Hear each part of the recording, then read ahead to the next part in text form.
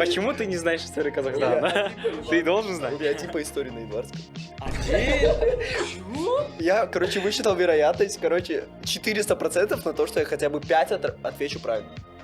Вы представляете, насколько я невезучий, что я мог один набрать? Хорошо, что один, да? А то не ноль. Он писал пробники по типу АБЦД, АБЦД, АБЦД. Я, кстати, да, я тоже высчитывал вероятности просто на пробниках. Если я все отвечу на грантовском С. Короче, я здесь попробовал С все ответить. Я набрал сколько? 53. Да, 53. А потом следующий все Д ответил. Меня Зарина там чуть не убила, так как говорит, почему у тебя такие маленькие баллы. А потом еще информатик меня тоже чуть не убил. А потом они, короче, взяли мой листок и просто увидели только Д, короче. Они так на меня орать начали, типа, ты почему не учишься, почему типа ничего не делаешь?